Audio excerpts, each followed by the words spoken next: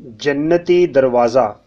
حضرت سیدنا سہل بن عبداللہ رضی اللہ تعالیٰ عنہ سے روایت ہے، ماہ نبوت، مہر رسالت، منبع جود و سخاوت، قاسم نعمت، سراپہ رحمت، شفیع امت صلی اللہ علیہ وآلہ وسلم کا فرمان عظمت نشان ہے، بے شک جنت میں ایک دروازہ ہے جس کو ریان کہا جاتا ہے، اس سے قیامت کے دن روزہ دار داخل ہوں گے، ان کے علاوہ کوئی اور داخل نہ ہوگا۔ کہا جائے گا روزے دار کہاں ہے؟ پس یہ لوگ کھڑے ہوں گے، ان کے علاوہ کوئی اور اس دروازے سے داخل نہ ہوگا۔ جب یہ داخل ہو جائیں گے تو دروازہ بند کر دیا جائے گا، پس پھر کوئی اس دروازے سے داخل نہ ہوگا۔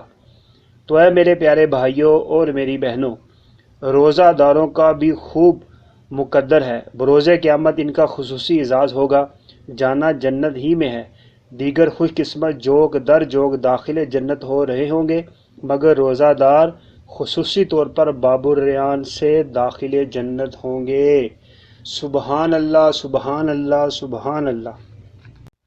حضرت سیدنا عبداللہ ابن عباس رضی اللہ تعالی عنہما سے مروی ہے کہ رحمت عالم، نور مجسم، حبیب اکرم، نبی محترم، شاہ نبی آدم، رسول محتشم صلی اللہ علیہ وآلہ وسلم کا فرمان معظم ہے، جب رمضان شریف کی پہلی تاریخ آتی ہے تو عرش عظیم کے نیچے سے مثیرہ نامی ہوا چلتی ہے جو جنت کے درختوں کے پتوں کو ہلاتی ہے۔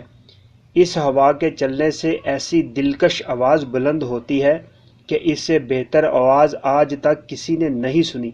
اس آواز کو سن کر بڑی بڑی آنکھوں والی حوریں ظاہر ہوتی ہیں، یہاں تک کہ جنت کے بلند محلوں پر کھڑی ہو جاتی ہیں اور کہتی ہیں، ہے کوئی جو ہم کو اللہ تعالیٰ سے مانگ لے کہ ہمارا نکاح اس سے ہو۔ پھر وہ حوریں دروغہ جنت حضرت رضوان علیہ السلام سے پوچھتی ہیں، آج یہ کیسی رات ہے؟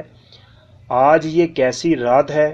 حضرت رضوان علیہ السلام جواباً تلبیہ یعنی لبیک کہتے ہیں، پھر کہتے ہیں یہ ماہ رمضان کی پہلی رات ہے، جنت کے دروازے امت محمدیہ صلی اللہ علیہ وآلہ وسلم کے روزہ داروں کے لیے کھول دیے گئے ہیں۔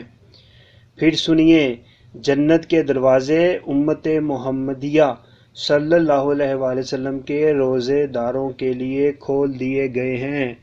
سبحان اللہ، سبحان اللہ، سبحان اللہ۔ اللہ تعالیٰ کی بارگاہ میں دعا ہے کہ اللہ تعالیٰ میں ماہ رمضان میں خوب زیادہ سے زیادہ اپنی عبادت کرنے کی توفیق عطا فرمائے، اچھے اعمال کرنے کی، نیکیاں کرنے کی، نیکیوں کی دعوت دینے کی، گناہوں سے بچنے کی اور دوسروں کو بچانے کی توفیق عطا فرمائے، ہمارے ماں باپ کی کامل مغفرت فرمائے، ہمارا یہ جو چینل دیکھتے ہیں ان سب کی تمام جائز دعائیں قبول فرمائے۔ لا الہ الا اللہ محمد الرسول اللہ صلی اللہ علیہ وآلہ وبارک وسلم۔